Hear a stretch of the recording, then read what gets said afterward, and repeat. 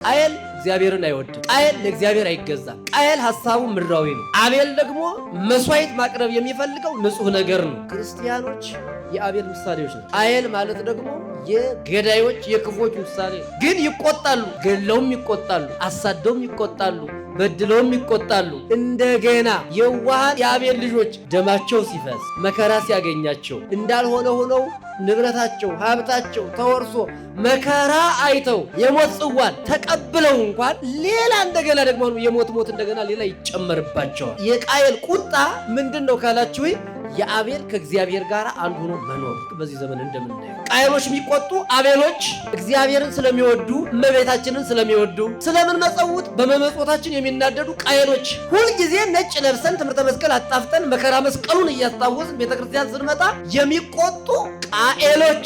የቃየል ቁጣ በክርስቲያኖች ላይ በየጊዜው የሚመጣው ሌላ ምንም የተለየ ነገር የለው። ወቅቱ የቃየሎች ይመስላል። አንድ ነገር ግን እርግጠኛ ነው፣ አቤል ቢሞትም ከእግዚአብሔር እቅፍ ነው። ቢሞትም እግዚአብሔርን ይወዳል። ቢሞትም እግዚአብሔርን በመውደዱ ነው። ቃየልነት ተቅበዝባዥነት ነው። አቤልነት የዋህነት ነው። ቃየልነት ክፋት ነው። አቤልነት በጎነት ነው። ቃየልነት ምድራዊ ሐሳብ ነው። አቤልነት ምድር ተቀምጦ ሰማይ መድረስ ነው። ቃየልነት ሃይማኖት የለሽነት ነው። አቤልነት ሃይማኖተኝነት ነው። ቃየልነት ሆዳምነት ነው። አቤልነት ለጋስነት። ቃየልነት እኔ ብቻ ልኑር ማለት ነው። አቤልነት ደግሞ እኔ ሙቼ ሌሎቹ ይኑሩ ማለት ነው።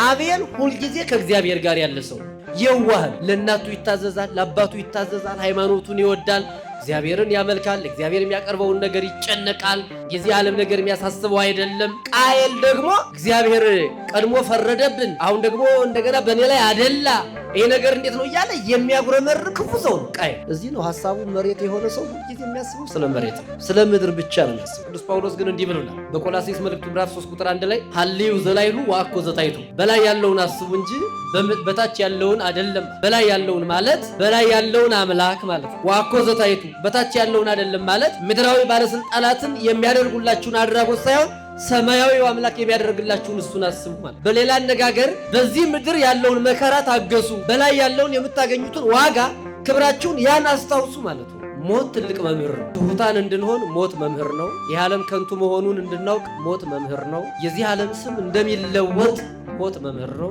እግዚአብሔር እንባን የሚያብስ አምላክ ነው። በትንቢተ ኢሳይያስ ምዕራፍ 25 ቁጥር 8 ላይ ሁሌ እንደሚነገረው እግዚአብሔር እንባን ሁሉ ከሰው ፊት ላይ ያብሳል።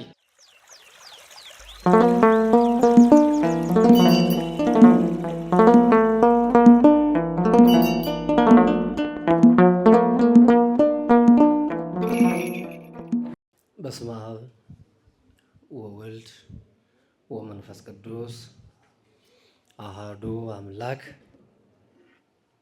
እስኪ ሁላችሁ አማቱ በስመ አብ ወወልድ ወመንፈስ ቅዱስ አሃዱ አምላክ። በስመ አብ ወወልድ ወመንፈስ ቅዱስ አሃዱ አምላክ። እንደምን ዋላችሁ? እንደምን አመሻችሁ? እንደምን ሰነበታችሁ?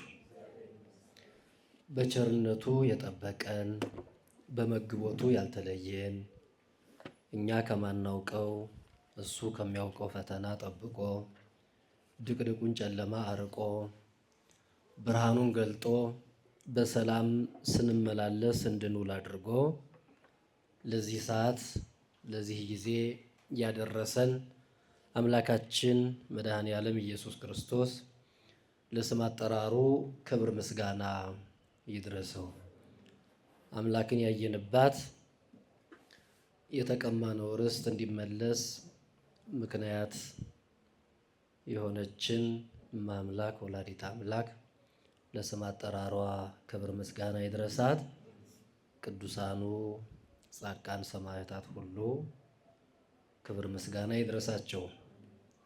እንደ እግዚአብሔር መልካም ፈቃድ የእግዚአብሔርን ቃል እንማማራለን።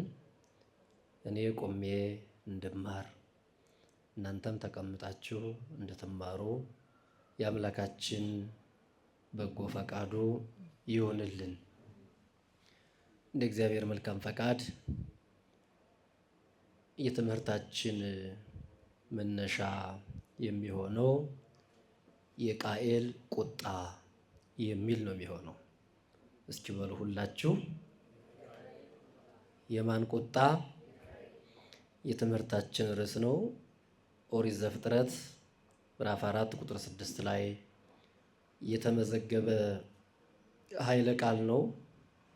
የትምህርታችን መሰረታዊ ሐሳብ ወይም ዓላማ ያለንበት ወቅት በተለይች ምድር ቃየል የሚስማማት አቤልን እምቢ ያለች ምድር ናትና ምናልባትም እየሆነ ካለው እየሰማነው ካለው ነገር እኛ ምን መማር እንዳለብንና እንዴትስ ተመልሰን ከቃየልነት ወደ አቤልነት መመለስ እንዳለብን በተወሰነ መልኩ መጠቆም ነው። እግዚአብሔር አምላካችን ያለምን ዝባዝንኬ እያወራው እናንተንም ልባችሁን እንዳላባክን እኔንም እግዚአብሔር ይርዳኝ። ኦሪት ዘፍጥረት ምዕራፍ 4 ቁጥር 6 ላይ ወአሕዘኖ ለቃየል ጥቀ፣ የወንድሙ በጎነት አቤልን እጅግ አስቆጣው። ወወድቀ በገጹ፣ ከመቆጣቱም የተነሳ በፊቱ ወደቀ ይልና ወይቤሎ እግዚአብሔር ለቃየል በምንትኑ ተሐዝን፣ ቃየል ምን አድርጌህ ምን አስታጉየብህ ምን ሳልሰጥህ ቀርቼ ልታዝን ቻልህ ይላል። እንግዲህ እናንተ ስልካችሁ ላይ ያለው መጽሐፍ ቅዱስ ስልካችን ላይ ሁላችን ላይ ያለው መጽሐፍ ቅዱስ አቤል ለምን ተናደድህ ነው የሚለው። ከግዕዝ የተተረጎመው ግን አቤልን ለምን ተቆጣ፣ በይነምንት ተማይከ አቤል ምንት ውእቱ ዘይገበርኩ ለከ። አቤል ቃየል አንተ ለምን ተናደድ፣ ለምን ተቆጣ፣ ምንስ አስቀረሁብህ ይላል። እንግዲህ አምላካችን እግዚአብሔር ሲያስተምር በተለያየ መንገድ ያስተምራል። በክፉዎች በኩል ያስተምራል፣ በበጎዎች በኩል ያስተምራል። እግዚአብሔር የፈጠረው ፍጥረት ሁሉ ለሰው ልጅ መምህራን ናቸው። ሌላው ቢቀር ሞትን ያመጣ ነው እኛ ብንሆንም ቅሉ ሞት እንኳን ለእኛ መምህር ነው። እንደ ሞት ያለ ተርጓሚ መምህር የለም። በነገራችን ላይ አሁን በአንድምታ መጻሕፍት ቢተረጎሙ ከሞት በላይ አያስተምሩም። ሞት ትልቅ መምህር ነው። ትሑታን እንድንሆን ሞት መምህር ነው። ይህ ዓለም ከንቱ መሆኑን እንድናውቅ ሞት መምህር ነው። ትናንት ኃይለኛ የነበሩ ሰዎች እንደሚሸነፉ ሞት መምህር ነው። የዚህ ዓለም ስም እንደሚለወጥ ሞት መምህር ነው። መጻሕፍት ያልተረጎሙትን ሞት ይተረጉመዋል። እና አውግስጢኖስ የተባለ ሊቅ በምድር ላይ መምህራን ብዙዎች ናቸው፣ ግን ሁሉንም መምህራን ሞት ይበልጣቸዋል ይላል። ማን ይበልጣቸዋል? ማን ይበልጣቸዋል? ለምን ቢባል ይላል። ምክንያቱም ሲገልጥ ለምን ቢባል ሞት ሞት ነው። የማይተረጎሙ 3 ነገሮች አሉት።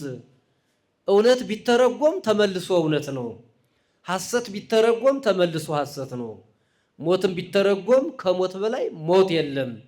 ላብዛው ካልህ የሞት ሞት ይባል ይሆናል እንጂ ሞት ሞት ነው ይላል።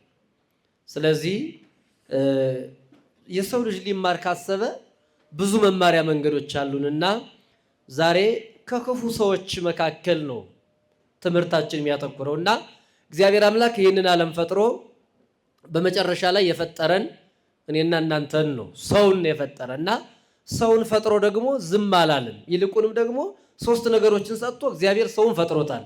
3 ነገሮች ለሰው ልጆች የተሰጡ ናቸው። ዓለምን የሚያባሉ የሚያጋድሉ 3 ነገሮችን ሰው ስላልተጠቀመባቸው ነው እንጂ እግዚአብሔር በፈቃዱ የሰጠን ናቸው።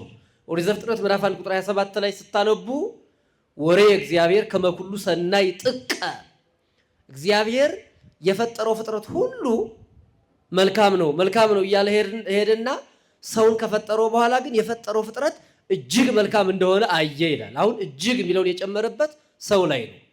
ከዛ በኋላ ምን አደረገው?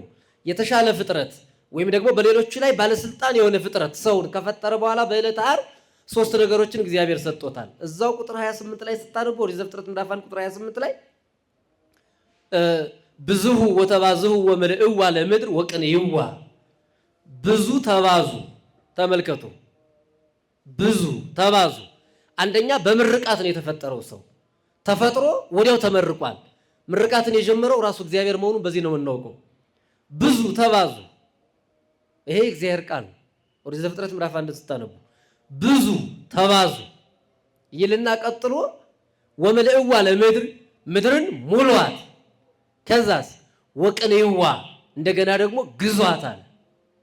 ብዙ ተባዙ፣ ከዛ ምድርን ሙሏት፣ ከዛ ደግሞ ግዟት። ስንት ነገር አለው ማለት ነው?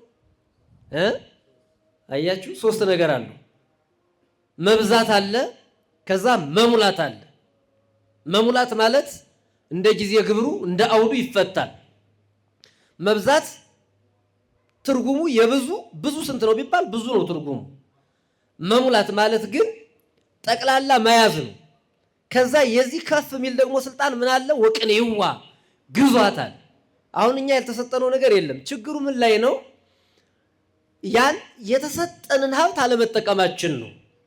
እና ይህንን አዳም ጠንቅቆ ስለሚያውቅ ምንም እንኳን ቢወድቅ ብዙ ተባዙ የምትል የእግዚአብሔር ሕግ ትእዛዙ መሆኗን ሲያውቅ እንግዲህ አቤልና ቃየል ልጆቹን እግዚአብሔር በመጀመሪያው የሰጠው አቤልና ቃየል 2 መንትዮች፣ ሌሎች መንትዮች አሉ። እንግዲህ ወንዶችን ማንሳት ስለፈለጉ ነው።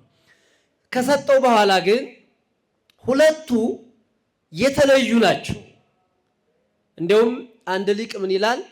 በዚህ ትንቢተ ዕንባቆም ምዕራፍ 3 ቁጥር 2 ላይ ርኢኩከ በማእከለ ክልኤ እንስሳ፣ በሁለት እንስሳት መካከል አየሁ የሚለውን ሲተረጉም ብዙ ትርጉም አለው። በሁለት እንስሳት መካከል አየሁ ማለት በኃጥአንም በጻድቃንም አንድም በአቤልና በቃየል በኩል ተመለከቱ ሲል ነው ብሎ አንድ ሊቅ ይተረጉማል። ትንቢተ ዕንባቆም ምዕራፍ 3 ቁጥር 2 ላይ የተመዘገበውን አይለቃል። እና 2 አይነት እንስሳ እንግዲህ እንስሳ ሲባል ይሄ መውረድን አያመለክትም። እዚህ ላይ 2ቱ አቤልና ቃየል መንትያ ናቸው፣ ግን የአንድ ሰው ልጆች ናቸው።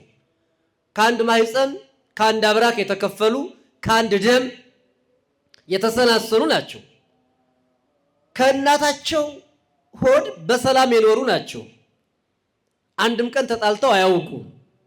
ይቻለም የጠብ መነሾ የጠብ ምክንያት ትሆናለች፣ የጽድቅም የበጎ ስራ ምክንያትም ትሆናለች። እንዳቀባበላችን ነው። እና አቤልና ቃየል በአንድ ማህፀን ውስጥ ሳይጣሉ የኖሩ ናቸው። ተስማምተው እግዚአብሔር እስከወሰነላቸው ቀን ድረስ የኖሩ ናቸው። በኋላ ግን ወደዚች ዓለም ሲቀላቀሉ የዓለምን ጠባይ የአባታቸውን ግብር ተዋረሱ። አንደኛው በተለይ ቃየል የተባለው በወንድሙ ላይ መቅናት ጀመረ ነው። ለምን? እኔ በጣም ማታውቁት ታሪክ ስለሆነ አይደለም፣ ሁሌ ይገርመኛል። የአቤልና የቃየል አለመስማማት ሁልጊዜም አቤልን ስናይ እግዚአብሔር በጎ ሰዎችን በየጊዜው እንደሚያስነሳ፣ ቃየልንም ስንመለከት ክፉ ሰዎችንም እግዚአብሔር መማሪያ መምህራን አድርጎ እንደሚሰጥ እናይበታለን። እና 2ቱ በአንድ ላይ የኖሩ ናቸው። አባታቸው አዳም ሁልጊዜ ቃለ እግዚአብሔር ያስተምራቸዋል። እኔን ያገኘ እንዳያገኛችሁ፣ አንድ የምድረ ፋይድ ወርደናል፣ ሕገ እግዚአብሔርን ጠብቁ፣ እግዚአብሔር ንጹሕ ባህሪ ነው፣ ንጹሕ ነገር ይወዳል፣ ትእዛዙን እንዳትተላለፉ፣ አምልኮቱን እንዳትረሱ እያለ ሁልጊዜ ይመክራቸዋል፣ ያስተምራቸዋል። ለምን? አምልኮተ እግዚአብሔር በልቡ ተስላ ትኖርለት የነበረች ሰው ነው አዳም። የተቀጣውንም ቅጣት ያውቃል። ምንም እንኳን የእሱ ኃጢአት የእሱ በደል ለዓለም ሁሉ የተረፈ ቢሆንም ግን ልጆቹን ከማስተማር ወይም ደግሞ ከመገሰጽ ወደኋላ ሳይል የነበረ ሰው ነው አዳም። ለዚህ ነው ሊቃውንት የመጀመሪያ መምህር ከፍጡራን ወገን የመጀመሪያው መምህር አዳም ነው የሚሉ ከዚህ የተነሳ ነው። የመጀመሪያው የኃጢአት ምክንያት ሰው ነው፣ የመጀመሪያው መምህርም ሰው ነው። ስለዚህ አዳም ራሱን በራሱ አስተምሯል ማለት ነው። እና አቤልና ቃየል ተስማምተው ሲኖሩ በኋላ ግን በጋብቻ ጉዳይ ጠቡ እንደተነሳ ታውቃላችሁ። እንዲያውም በጋብቻ ጉዳይ አድርጋችሁ ግን አትመልከቱት። አሁን የአቤልና የቃየል ጠብ መልከ መልካም ከኔ ጋር የተወለደች የኔን መንትያ ለአቤል ለምን ትሰጥብኛለች ነው አይደል? ዋናው ብዙ ጊዜ እንደምንሰማው እሱ ግን ብቻ አይደለም፣ የአምልኮተ እግዚአብሔር ጉዳይ ነው ነጥቡ። የማን ጉዳይ ነው አልኳችሁ? ልብ በሉ።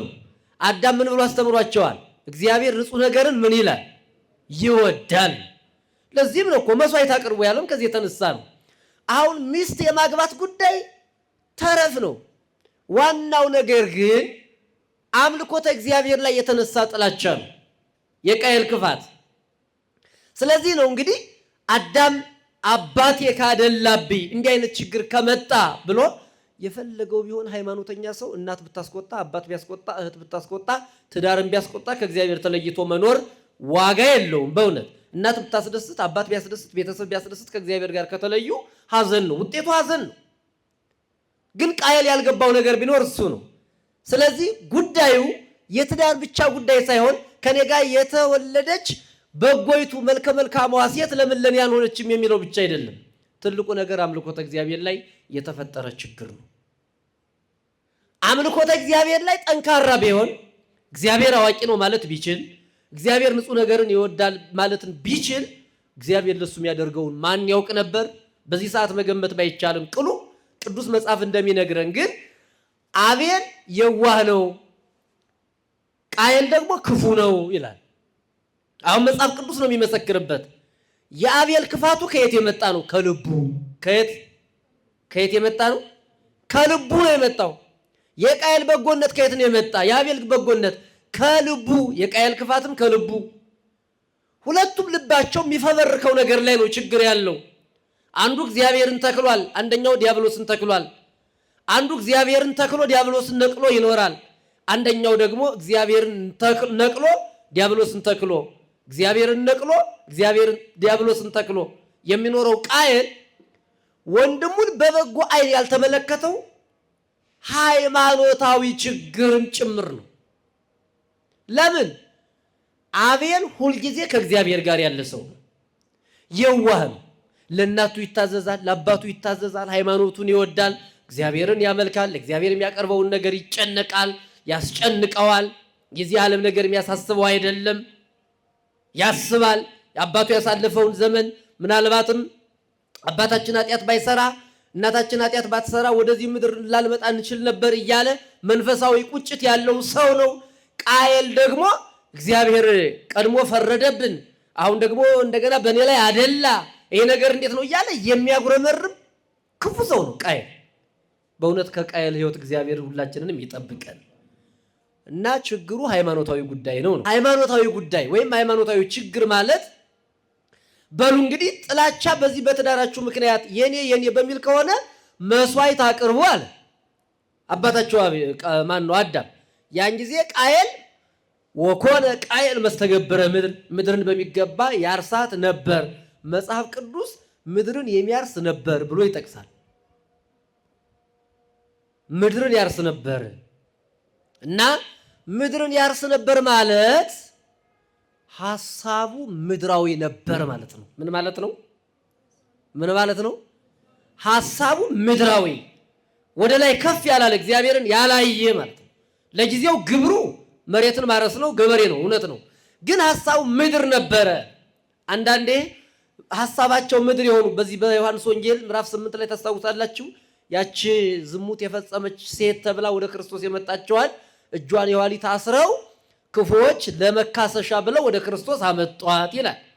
እና አንተ ሙሴ እንደምታውቀው በኦሪት ስትዘሙት የተገኘች ሴት በድንጋይ ተወግራ ትሙት ይላል። አንተ ምን ትላለህ ብለው ለሁለት ነገር አምጣዋት ነበር ይላሉ መተርጉማን። አንደኛ አይ የሙሴን ሕግ ከሻረችማ በድንጋይ ተወግራ ትሙት ብሎ ከፈረደ አያችሁት ይንጨካኝ ብለን እናጣላዋለን ብሎ፣ አይ ምሕረት አድርጉላትና ከዚህ በኋላ እንዳትደግም ይህን ኃጢአት መክረን እንስደዳት ካለ ደግሞ አያችሁት የሙሴን ሕግ ሲሽር ብለን እንከሰዋለን። ከዚህ የበለጠ አሁን እናንተ ፍረዱ ብትባሉ ወይ ምሕረት ይደረግላት ወይም ደግሞ ትወገር ከማለት ሌላ አሁን ፍረዱ ብትባሉ ምን ትላላችሁ? መልስ አለ እንዴ? ማይመረ ሁሉን አዋቂ ክርስቶስ ግን ምን አለ?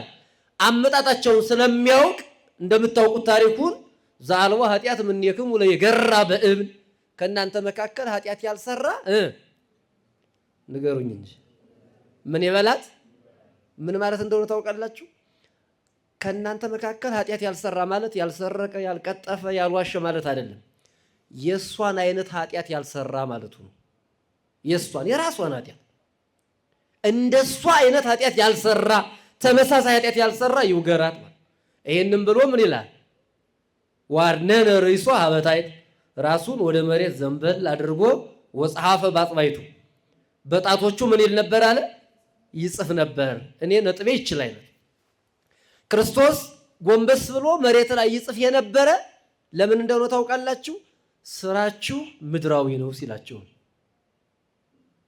ምድራዊ ነው ሐሳባችሁ፣ ምድራዊ መሬት ንጉሥ ይረግጠዋል፣ ጳጳስ ይረግጠዋል፣ እብድ ይረግጠዋል፣ ጤነኛ ይረግጠዋል፣ ድሃ ይረግጠዋል፣ ባለጸጋ ይረግጠዋል። መሬት የሁሉም ናት፣ ከፍታ የላት።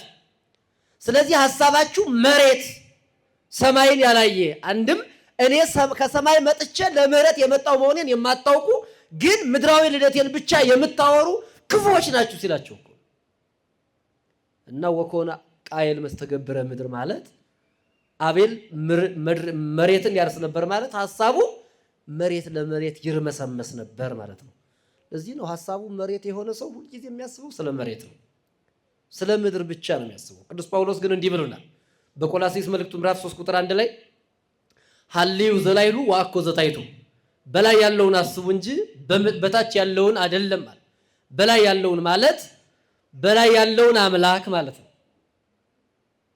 ወአኮ ዘታይቱ በታች ያለውን አይደለም ማለት ምድራዊ ባለስልጣናትን የሚያደርጉላችሁን አድራጎት ሳይሆን ሰማያዊው አምላክ የሚያደርግላችሁን እሱን አስቡ ማለት ነው።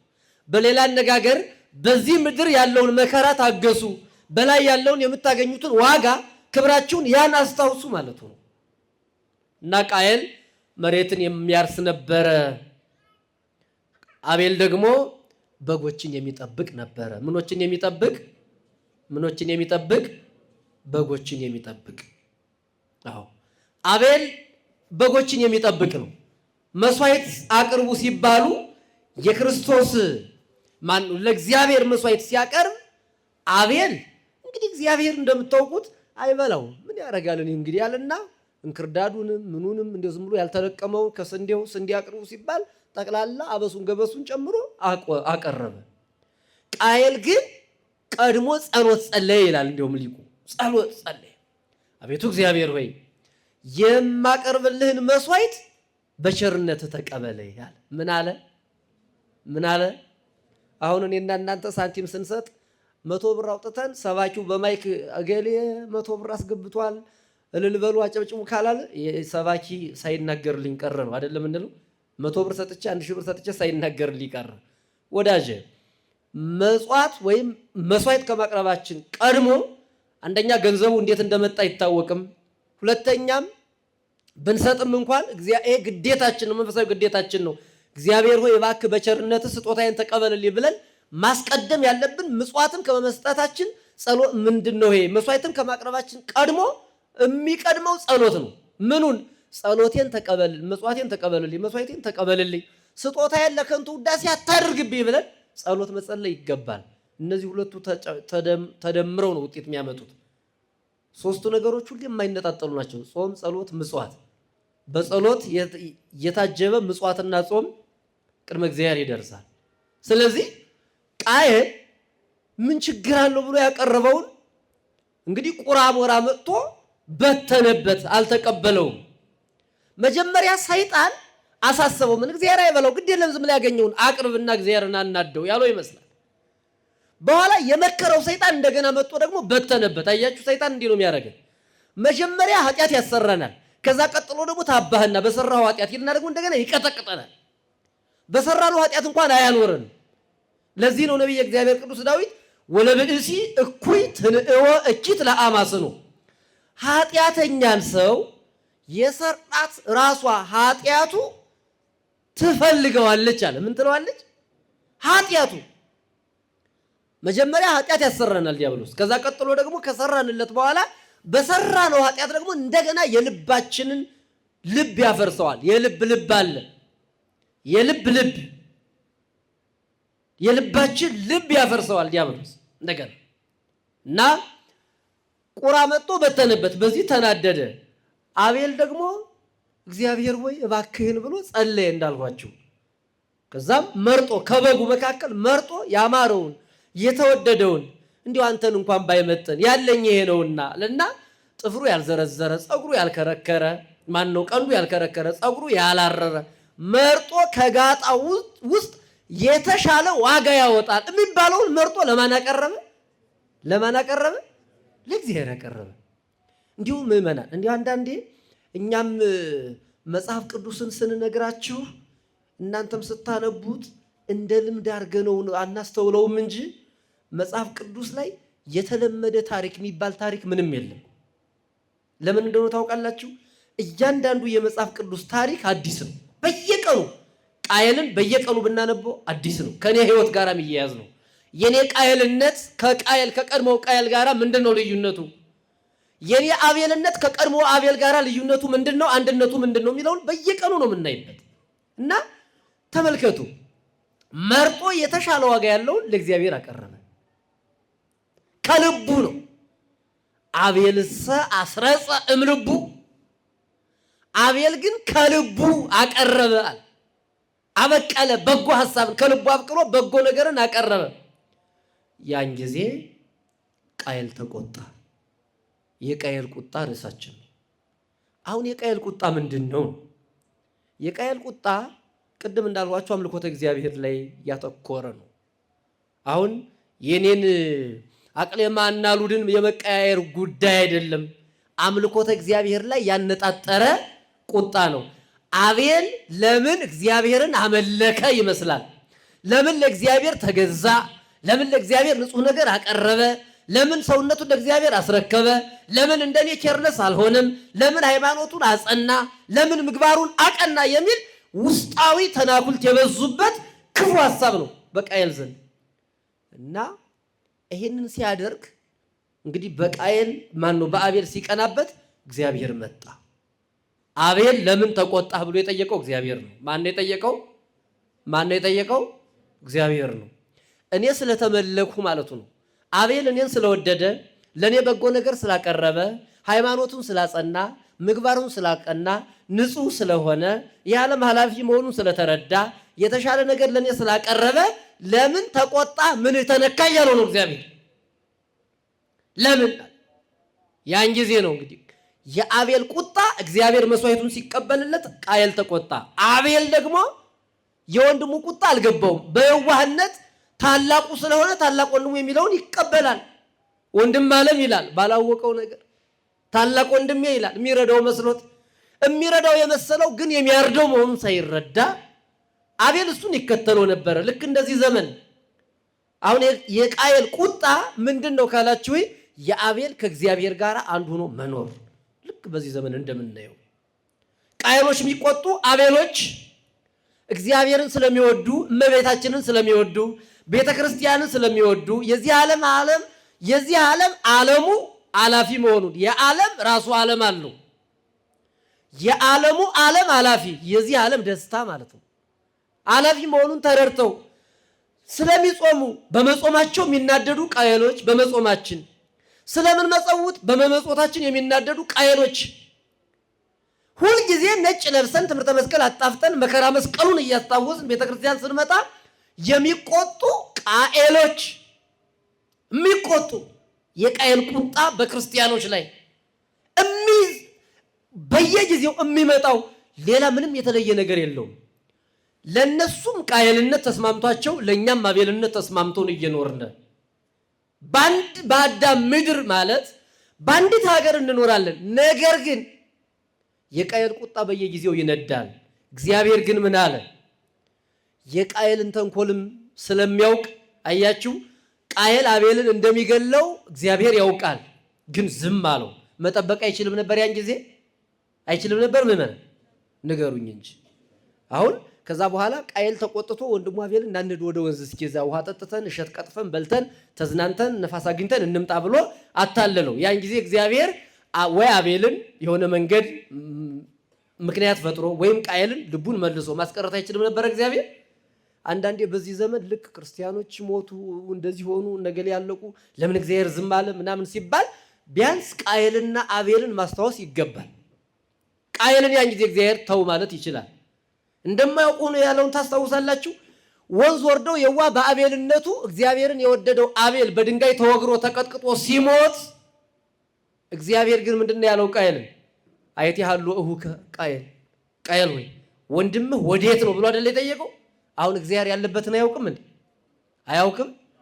በሃይማኖት ጉዳይ ስትጠየቁ ይላል ዝም ካላችሁ የዝምታ መንፈስ አለ። ዝም የሚያሰኝ ደግሞ አንዳንድ አጋንንት ዝም ያሰኛል፣ አንዳንዱ ያስለፈልፋል።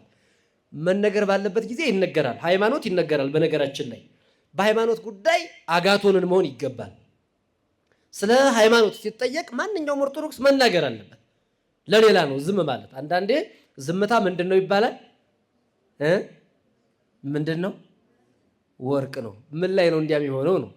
ወርቅ የሚሆንበት ጊዜውን ነው። ዝምታ ወርቅ ቢሆን አሁን ወርቅ ተወዷል አሉ ነጋዴዎች። እና አንዳንዴ ዝምታ ወርቅ የሚሆንበት ቦታ ላይ ወርቅ ይሆናል። አንዳንዴ ዝምታ ደግሞ አፈር ይሆናል ወይም ትቢያ ይሆናል ማለት ነው። እና ወዴት አለ ወንድምህ የት ነው ነው ያለው? አና አቃቢሁ ለአቤል አይደል ያለ? እኔ የአቤል ጠባቂው ነኝን አለ። ተመልከቱ፣ ከመጀመሪያው በደሉ የሁለተኛው በደሉ ደግሞ ይብሳል። ሰይጣን አሳሳተኝ እንዲህ ያደረጉ ወንድሜ የገደሉት ማለት ሲገባው እኔ ጠባቂው ነኝ እንዲህ ብሎ እግዚአብሔር ጋር ክርክር፣ እግዚአብሔር ማንገራገር ጀመረ ማለት ነው። አሁን በዚህ ዘመን እየሆነ ያለውን ይህንን ታሪክ በደንብ አንብቡት። የገዳይ ምንነት እንኳን አይታወቅም በዚህ ዘመን። አዎ ይሄ እውነት ስለሆነ ነው የምንናገረው። የገዳይ ሞተ እውር እዚያ በማቴዎስ ወንጌል ምዕራፍ 24 ላይ የተመዘገበው ሊቃውንቱ ሲተረጉሙ ክፉ ዘመን ሲመጣ ያን ጊዜ ሞተ እውር ገዳዩን ገዳይ የማያውቀው ሆኖ ሳይሆን እውር ለእውር ገዳዩም ሟቹም አስገዳይም ሳይተዋወቁ ማለት ነው። እና አቤል በመሞቱ ምክንያት ቃየል እንኳን በኋላ እግዚአብሔር ሲጠይቀው ወንድምህ ወዴት ነው ሲለው የበለጠ ሁለተኛ ቁጣ ተቆጣ። መጀመሪያ በጎ ነገር ለምን አቤል ለእግዚአብሔር አቀረበ ብሎ ቃየል ተቆጣ። ከዛ ደግሞ እንደገና አቤልን ከገደለው በኋላ በራሱ እጅ ከገደለው በኋላ አቤል ወንድምህ ወዴት ነው ሲለው ደግሞ አሁንም ደግሞ ሌላ ቁጣ መጣ ማለት ነው። ስንት ጊዜ ተቆጣ ቃየል። ግን በጣም ልናገር የምፈልገው እግዚአብሔር ግን ነው ዋጋ የሚሰጥ አምላክ ነው። የቃየልን ሕይወት ተመልከቱት። ከዚያ በኋላ ይሄንን ብሎ ወንድምህ አቤል ወዴት ነው ሲለው እኔ የአቤል ጠባቂው ነኝን ብሎ እንደገና ፍርድ እንኳን እንዳያገኝ ባዶ ሲያደርግበት ምናል አንተ የተረገምህ ሁን ያለው እግዚአብሔር። የተረገምህ ነህ፣ መሬት ልቧን አትስጥህ። አያችሁ፣ የአባቱ የአዳምን እንደገና በቃየል ደግሞታል። አባቱ አዳምን እግዚአብሔር ለትኩን ምድር ርግምተ በተግባርከ በስራ በክፉ ስራ ምድር የተረገመች ትሁን ብሎት ነበረ አዳም። እንደገና ደገም። አሁን ወንድሙን ገሎ አዳም ራሱን ነው የገደለ፣ ይሄኛው ደግሞ ወንድሙን ነው የገደለ። ስለዚህ በምድር ላይ ተቅበዝባዥ ሁን። ለምን? የአቤል ደም ወደ እኔ መጥቶ ጩኋልና አለ። እግዚአብሔር እንባን የሚያብስ አምላክ ነው። በዚህ በትንቢተ ኢሳይያስ ምዕራፍ 25 ቁጥር 8 ላይ ሁሌ እንደሚነገረው እግዚአብሔር እንባን ሁሉ ከሰው ፊት ላይ ያብሳል ይላል። እንባን ከሰው ፊት ላይ ያብሳል እግዚአብሔር። መቼ? ጊዜው ሲደርስ፣ እሱ በወደደው ጊዜ። ቁጦዎች ይቆጣሉ፣ እግዚአብሔር ደግሞ ቁጣን እያስታገሰ ቁጦዎችን በሞት እያሳለፈ፣ ይልቁንም ቃየል ይሞታል፣ አቤል ሙቶም ሕያው ይሆናል። አሁን አቤል ሕያው ነው። የቃየል ታሪክ በክፋት ሕያው ነው። ታሪክ በሁለት መንገድ ነው። በክፋትም ሕያው የሆነ ታሪክ አለ፣ በበጎነትም ሕያው የሆነ ታሪክ አለ። አሁን አቤል አንዳንድ ሰዎች የዋህ ሲሆኑ አቤል ነው የሚባሉ አይደለ? የዋህነትን እንደማን እንላለን? በሉ እንጂ ንገሩ። እንደማን? እሺ፣ ክፋትን እንደማን ብላችሁ ትጸልያላችሁ? እንጸልያለን እንዲህ ብለን። አሁን በጸሎታችን ውስጥ ቃየልን አንስተነው እናውቃለን። ለምን? ጸሎታችን የቃየል መንፈስ እንዲርቅልን እንጂ የቃየል መንፈስ በእኛ እንዲጋባ አይደለም። ይልቁንም ማንን እንድንመስል እንጸልያለን? አቤልን ለመምሰል። የቃየል ቁጣ በምድራችን ላይ የሚነደው አሁንም ቢሆን ምንድነው ከተባለ ቃየሎችን አቤሎች አይወዱም። ማነው አቤሎችን ቃየሎች አይወዱም። ቃየል እግዚአብሔርን አይወድም። ቃየል ለእግዚአብሔር አይገዛም። ቃየል ሐሳቡ ምድራዊ ነው። ቃየል መሬትን ነው የሚያርስ። ቃየል የምድር አስተሳሰብ ነው ያለው። አቤል ደግሞ መስዋዕት ማቅረብ የሚፈልገው ንጹህ ነገር ነው። ክርስቲያኖች የአቤል ምሳሌዎች ናቸው። ቃየል ማለት ደግሞ የገዳዮች የክፎች ምሳሌ ነው። ግን ይቆጣሉ፣ ገለውም ይቆጣሉ፣ አሳደውም ይቆጣሉ፣ በድለውም ይቆጣሉ።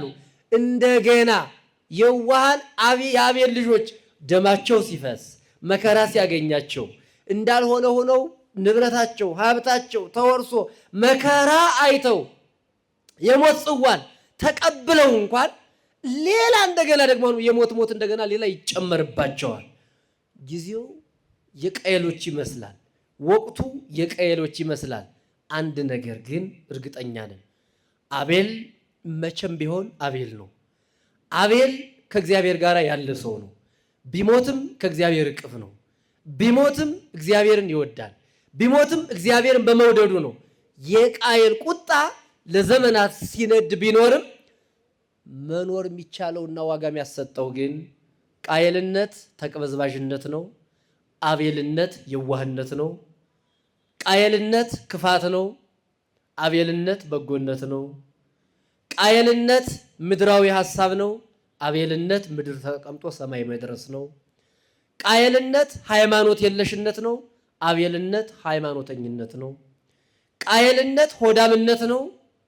አቤልነት ለጋስነት ነው። ቃየልነት እኔ ብቻ ልኑር ማለት ነው። አቤልነት ደግሞ እኔ ሙቼ ሌሎቹ ይኑሩ ማለት ነው። የቃየልን መንፈስ በውስጣችን እግዚአብሔር አያሳደርብን። የአቤልን መንፈስ እግዚአብሔር ለሁላችን ያድለን። የቃየል ቁጣ በዚህ ዘመን ነዷል። የቃየልን ቁጣ አስታግሶ ቃየላውያንን ወደ አቤልነት እንዲመልስልን በዚህ ታሪክ ውስጥ ደግሞ ማሳየት የፈለግነው ብዙ ባንልም ቃየልና አቤል ወንድማማቾች ናቸው፣ ግን እርስ በርሳቸው የሚገዳደሉ ናቸው።